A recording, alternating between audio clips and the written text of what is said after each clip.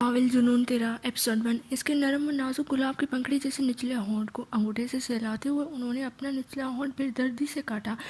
वजह उसके होंठ के किनारे पे लगा हुआ वो जख्म था जो उन्हीं के मरों में मिन्नत था। आई एम सॉरी मेरी जान, उठो अब, आंखें खोलो, बस बहुत हो गया ना यार, अब प्लीज़ उठो ना, मेरा दिल बोझल हो रहा है। चाहत, मेरी चाहत, सिर्फ मेरी चाहत, सिर्फ और सिर्फ मेरी चाहत, नरमी से कहते कहते उन पर फिर जुनून सवार हो गया।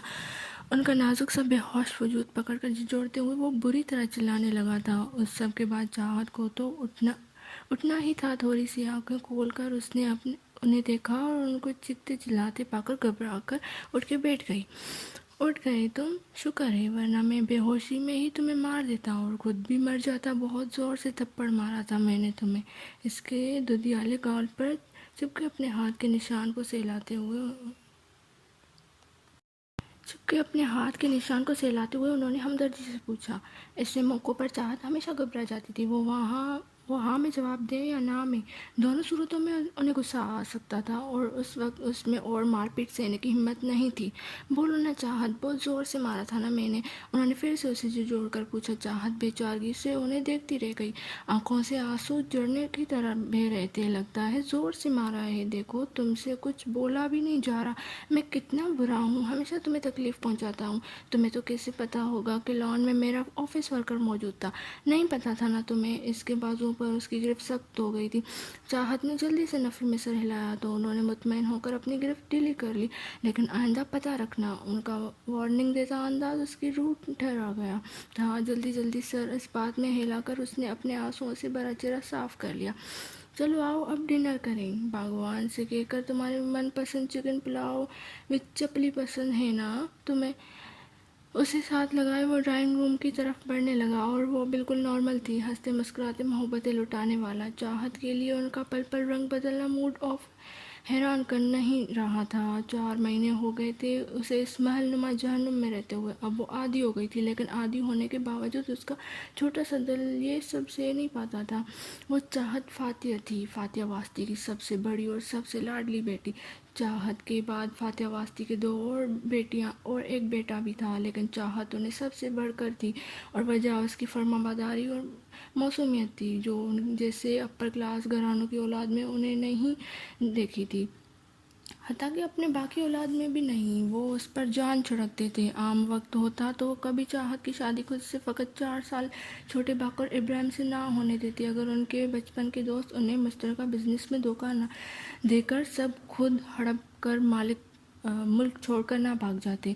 उनकी बेबसी व बेहाली को देखते हुए बाकर इब्राहिम, जो अरसा दराज से चाहत के नाम नेहाद मोहब्बत में मुब्तला थे, उसे सुनहरे मौके का भरपूर फ़ायदा उठाते हुए चाहत का रिश्ता तलब कर बैठे। बदले में तमाम नुकसानात पूरा करने का वादा भी उनसे कर लिया। फातिया वास्ती गुमगू की कैफियत का शिकार थे। बाकर इब्राहिम का सपोर्ट उनके सारे मसले हल कर सकता था, लेकिन दूसरी तरफ उनकी बेटी थी। जब उन्हें तमाम मामलात चाहत के सामने रखे तो चाहत ने लम्हे से बिस्तर उन्हें रजामंदी दे दी। वो अपने जान छिड़कने वाले बाप को हर वक्त परेशान देखकर खुद भी परेशान रहती थी और उसकी सादा सी ज़िंदगी में ऐसा कोई था भी नहीं जिसके लिए वो इनकार करती।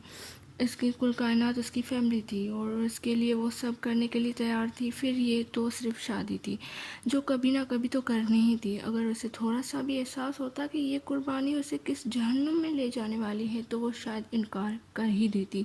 बाकर इब्राहिम की बीवी का 8 साल पहले ही इंतकाल हो चुका था। 3 बच्चे थे जो यूरोप के आज़ादियाना माहौल में आज़ादियाना ज़िंदगी गुजार रहे थे। उनके लिए बाप की बस इतनी अहमियत थी कि वो उनको ऐश व इशरत की ज़िंदगी के लिए दौलत देता रहे। खुद बाकर इब्राहिम भी एक बाप की हैसियत से अपनी इतनी जिम्मेदारी समझते थे। चाहत से शादी पर उनके किसी बच्चे ने कोई ख़ास रिस्पॉन्स नहीं दिया था, सिवाय कॉन्ग्रेचुलेशन डैड के मुख्तसर कॉल करने के। बाकर इब्राहिम एक नॉर्मल शख्सियत रखते थे, लेकिन चाहत की अपनी ज़िंदगी में आने के बाद सब उनकी तबीयत में नाखुशगवारी बदलाव आया था। वो चाहत की खूबसूरत और कम उम्र की वजह से ज़हनी अजियत में दो चार रहते। उन्हें एहसास से कमतरी सताता रहता था। वो चाहत के करीब भी किसी कम उम्र लड़के को बर्दाश्त करने के लिए तैयार नहीं थे।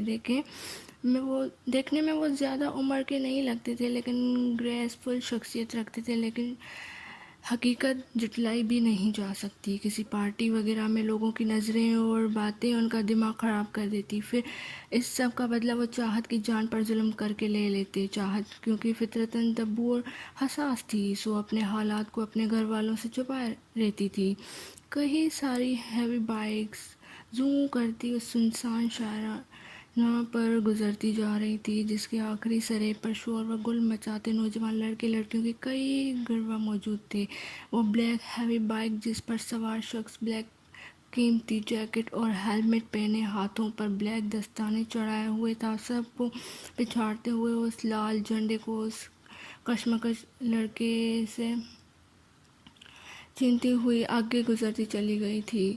شور میں شدت آ گئی تھی، ہر طرف نومی نومی کا شور تھا۔ اپنے انداز کے مطابق اس نے بائک گھما کر روکی تھی، ہاتھ لہرا کر ان کے شور کا جواب دیتے ہوئے اس نے جھنڈا بھی فضا میں لہرا دیا تھا۔ فون کی بیل پر وہ جیکٹ سے فون نکال کر سب سے ایکسکیوز کرتا گھنے درخت کے پیچھے چھپ گیا تھا۔ جلدی سے اپنا جیکٹ اور ہیلمٹ اتار کر اس نے سامنے کھڑے لڑکے کی طرف بڑھا دیا تھا، جو اس جیسے قد کاٹ رکھتا تھا اور اس وقت سیم اس جیسے ہی کپڑوں میں ملبوس تھا۔ جلدی جلدی اس کی دی ہوئی جیکٹ اور ہیلمٹ پہن کر وہ شخص بولا تھا، "تھینکس گیس، تو نے آج پھر میری عزت رکھ لی، ورنہ میں کہاں ذیشان وغیرہ کو ریس میں ہرا سکتا تھا۔